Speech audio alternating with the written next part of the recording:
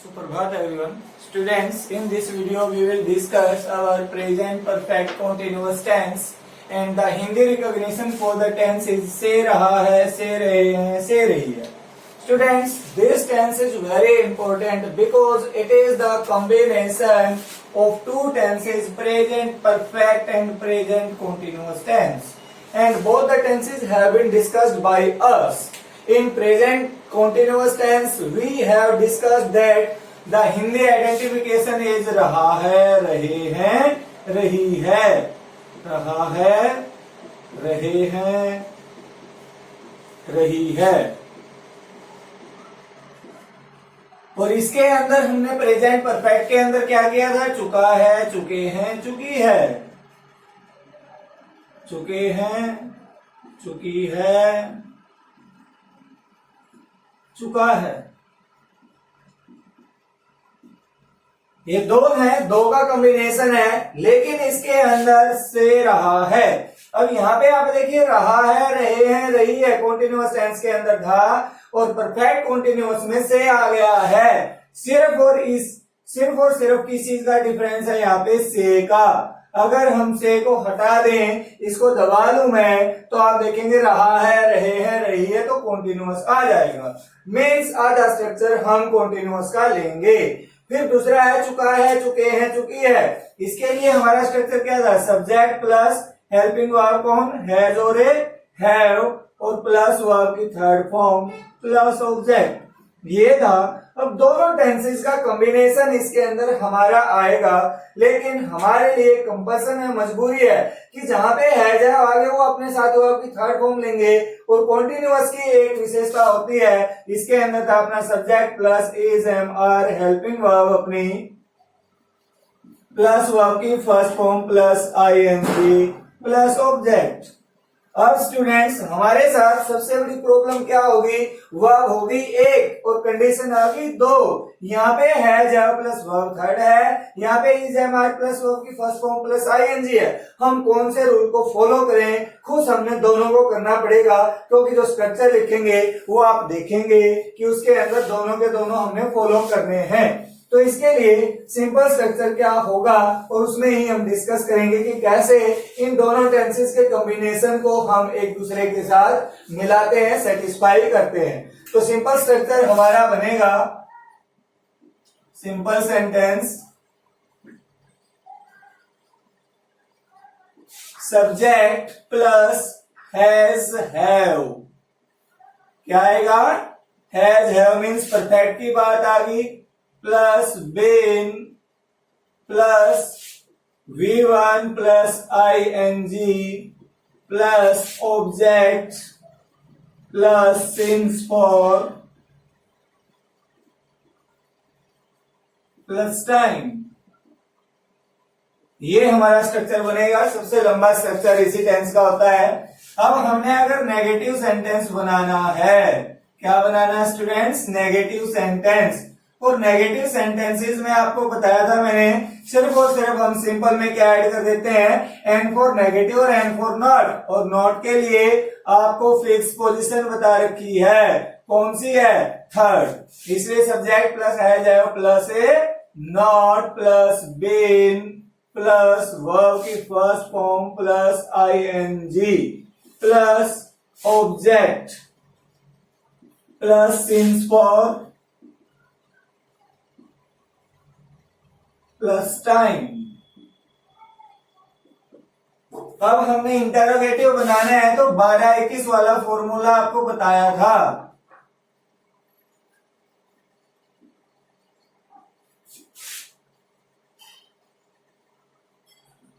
बारह 21 means helping verb first पे आ जाएगी अपनी, has have plus subject plus been plus V1 plus ING को हम वर्ब की फोर्थ फॉर्म भी बोल देते हैं स्टूडेंट. शॉर्ट फॉर्म करने के लिए मैंने ये लिख दिया है.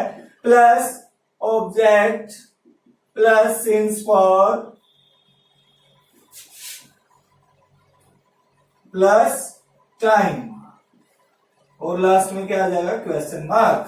अब अपना नेक्स्ट स्ट्रक्चर किसका आएगा स्टूडेंट्स? Interrogative negative. कौन सा है? Interrogative negative.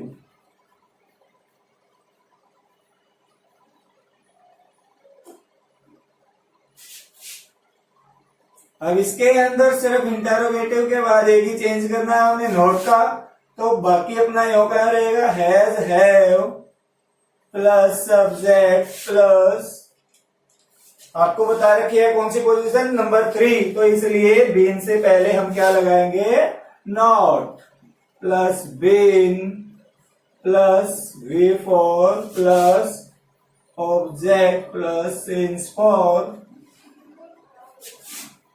Plus time. अब स्टूडेंट्स देखिए अपने चारों आ गए हैं। अब यहाँ पे एक नई चीज आई है जो अब तक हमने सही नहीं देखी थी, सिंस फॉर।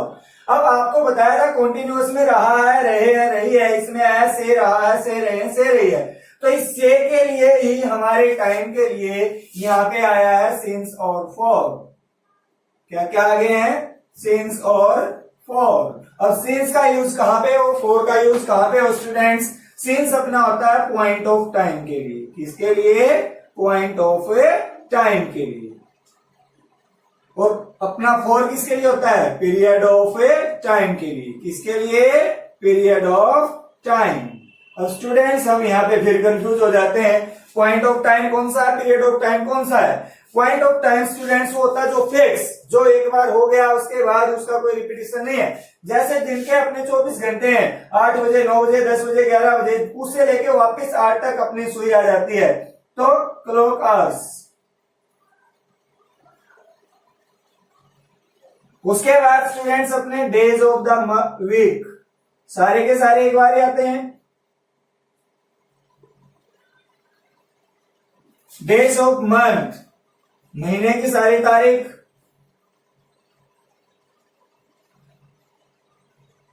ईयर्स, कोई भी सन आई है शुरू से लेके अब तक।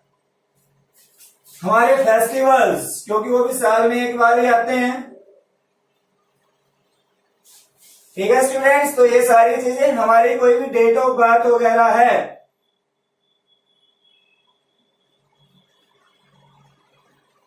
फेस्टिवल्स हो गए, मंथ ईयर हो गए, सीजन्स हो गए।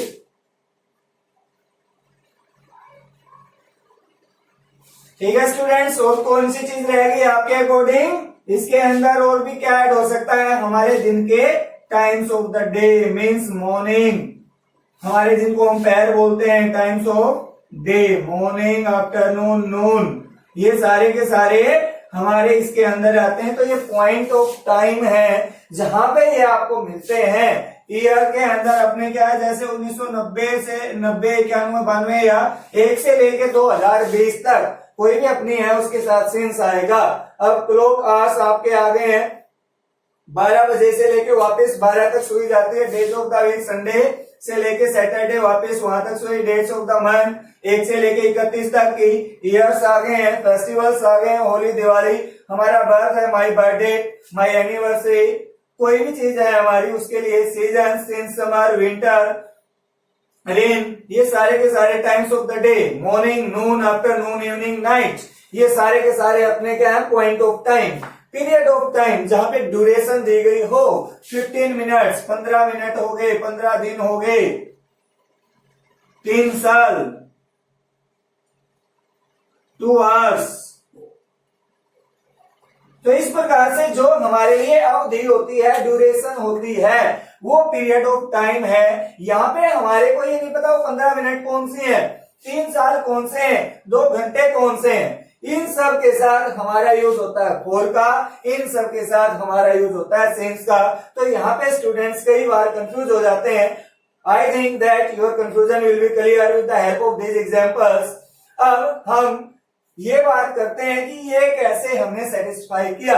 अब यहाँ पे कैसे हमने इस बात को सुधारा, जैसा आपको बताया था कि एक परफेक्ट टेंस है और एक कॉन्टिन्यूअस टेंस है, दोनों के लिए वर्ब एक ही है। तो स्टूडेंट्स आप देखेंगे सिंपल सेंटेंस का स्ट्रक्चर है subject plus has have plus been plus verb की first form plus ING plus object और सिंस फॉर टाइम। अब सब्जेक्ट प्लस हैज है हमारे परफेक्ट के लिए आगे। हैज आपको बताया था स्टूडेंट्स किसके साथ यूज होता है, अपना हैज होता है थर्ड पर्सन सिंगुलर। कौन कौन, थर्ड पर्सन सिंगुलर। इसमें कौन कौन आए थे? ही, सी, इट और एनी नेम। ये सारे के सारे अपने क्या हैं? थर्ड पर्सन सिंगुलर हैं। इनके साथ हैज का होता है और हैव अपना किसके साथ आता है? आई, वी, यू, दे और प्लूरल। इन सब के साथ कोई भी हो तो हैव का यूज होता है। तो सब्जेक्ट के अकॉर्डिंग हैज या हैव अपनी वर्ब की फॉर्म आ गई। अब ये हैज हैव की कंडीशन थी, वर्ब थर्ड लेंगे, लेकिन वर्ब हमारे पास एक ही है। तो इंग्लिश में जब हमारे साथ कोई कंफ्यूजन होता है, जैसे आपको बताया था बट बड़ी समस्या है, तो हमारा एक जो बी है वो इंग्लिश का सबसे बड़ा बुजुर्ग है, ज्ञानवान है, और वो हमारी बात को सुलझा देता है। कैसे सुलझा देता है? अब हैज हैव ने कहा मैं थर्ड फॉर्म लूंगा वर्ब की, और उसने कॉन्टिन्यूअस ने कहा मेरे को तो फर्स्ट फॉर्म प्लस आईएनजी चाहिए, तो उसके लिए बी आया। बी बोला कि भाई तेरी कंडीशन मैं पूरी कर दूं, तो क्योंकि बी वॉज बीन ये हमारी इस प्रकार से बनती है, बी वॉज बीन, तो थर्ड फॉर्म हो गई। हैज हैव को इसने सेटिस्फाई कर दिया अपनी थर्ड फॉर्म के रूप में आके। फिर वर्ब हमारे पास यों क्यों बच गई, उसके साथ आईएनजी लगा दिया, और उसके बाद ऑब्जेक्ट। अब टाइम के लिए हमने सिंस या फॉर देखना है कि पॉइंट ऑफ टाइम है तो सिंस लग गया, पीरियड ऑफ टाइम है तो फॉर लग गया, और किस टाइम से था वो टाइम जो दिया गया है वो हम यहाँ पे लिखेंगे। तो अब आपके कन्वीनियंस के लिए एक सेंटेंस हम बना के देखेंगे, ट्रांसलेट करके देखेंगे। चलिए इसको भी हम रब कर ही देते हैं स्टूडेंट्स। हो गया ये।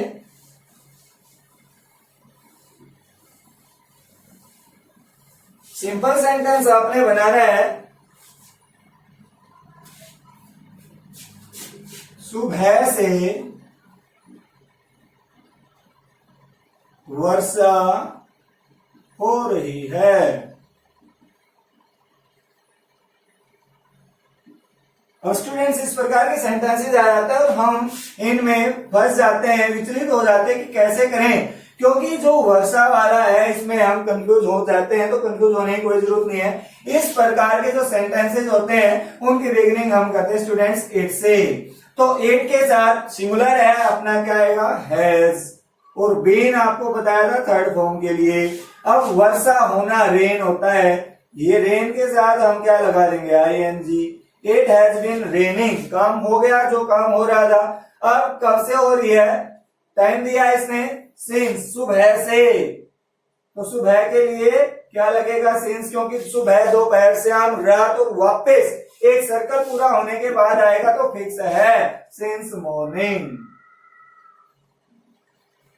अब यहाँ पे हम कहेंगे ऑब्जेक्ट तो कुछ आया ही नहीं, क्या है? क्योंकि सिंस और टाइम और कुछ इसने दिया ही नहीं है। दूसरे सेंटेंस में अब आप देख सकते हैं वह 1 घंटे से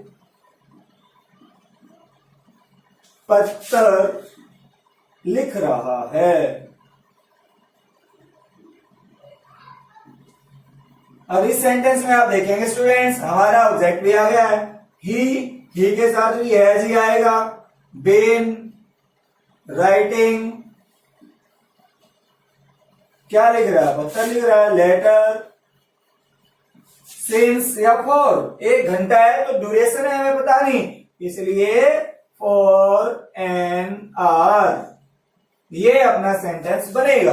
अब हमने अगर इसी को नेगेटिव में बनाना है तो he has not been writing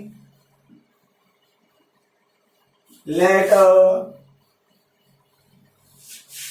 for an hour. अब आपको अगर इसका इंटरोगेटिव बनाना है तो 12-21 बताया था। हैज ही बीन राइटिंग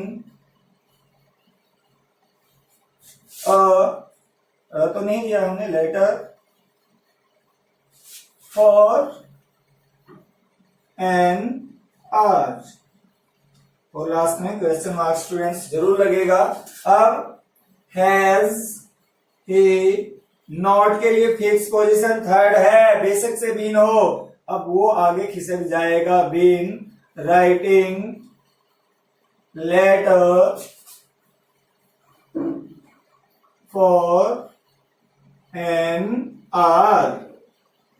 तो इस प्रकार से स्टूडेंट्स बन गए। आपको बताया था कि नोट को इस प्रकार के सेंटेंसेस में हम फर्स्ट पे भी ला सकते हैं, लेकिन इन्हें एब्रिविएटेड फॉर्म। तो आप इसको ऐसे लिख सकते हैं, hasn't he been writing letter for an hour. Students यहां तक आपको उम्मीद है समझ में आ गया होगा। अब फिर यही बात आ गई हमारी, से रहा है, से रहे हैं, से रही है। तो ये जो से आया है ये हमें क्या बताता है, प्रेजेंट कॉन्टिन्यूअस में अपना आया था रहा है, रहे हैं, रही है। उसके अंदर हमें नहीं पता था कौन सा काम कब तो शुरू हुआ और कब खत्म होगा, लेकिन इस टेंस के अंदर एटलीस्ट हमारे को ये पता है समय कब का है कि कब से काम शुरू हुआ है। उसकी बिगिनिंग टाइम तो है, एंडिंग टाइम हमारे पास इसमें भी नहीं है। तो उस बिगिनिंग के लिए ही हमारा सिंस फोरे आया था, और ये जो टाइम है यही इसको कॉन्टिन्यूअस से अलग करता है। लेकिन हमारे साथ एक और प्रॉब्लम यहाँ पे ये है स्टूडेंट्स कि जो अपना ये परफेक्ट टेंस है और परफेक्ट कॉन्टिन्यूअस टेंस है, इनके बीच एक डिवाइडिंग लाइन खींचना हमारे लिए काफी डिफिकल्ट जॉब है, क्योंकि कई सेंटेंसेस ऐसे हैं जिनको हम दोनों टेंसेस में लिख सकते हैं। जैसे कि आपको पिछली बार बताया था पिछले वाले वीडियो में कि हम कई बार सिंस फोर का यूज उसमें करते हैं जो काम अभी भी हो रहा है। I have lived in this house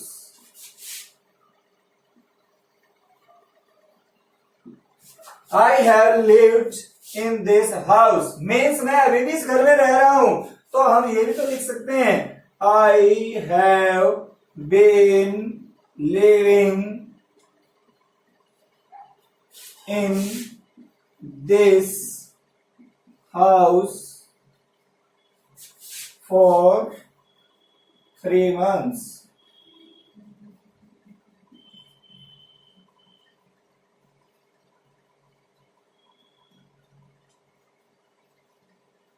तो स्टूडेंट्स देखिए यहाँ पे इसमें लिखा ये भी गलत नहीं है और इसमें लिखा ये भी गलत नहीं है, इसलिए हमारे लिए एक डिवाइडिंग लाइन के बीच लेके आना काफी डिफिकल्ट जॉब है। तो इनको सिर्फ हमने टाइम के बिहार पे कई सेंटेंस है और ऐसे हैं कि I have written letters since morning।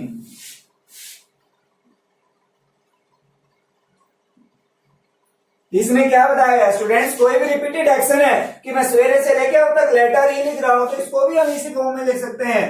I have been writing letters since morning। तो कोई डिफरेंस नहीं है, रिपीटेड एक्शन इन परफेक्ट को हम परफेक्ट कॉन्टिन्यूअस में लिख सकते हैं। ये पॉइंट यहाँ पे इसीलिए लिखा था स्टूडेंट्स कि कोई भी रिपीटेड एक्शन इन परफेक्ट है, ये रिपीटेड था, मैं ये काम कर रहा था, तो ये काम इसको ऐसे भी हम डिनोट कर सकते हैं, ऐसे भी हम इसको लिख सकते हैं। तो एक तो इसका यूज ये था स्टूडेंट्स, दूसरा यूज ये है कोई भी काम जिसमें हमारा समय दिया गया है और वो काम अभी तक खत्म नहीं हुआ है, उसके लिए भी हम परफेक्ट कॉन्टिन्यूअस टेंस का यूज करते हैं। जैसे हमने शुरू के सेंटेंसेस बनाए थे, एक और सेंटेंस आपके साथ हम लिख देते हैं। मैं सुबह से, चलिए 1 घंटे से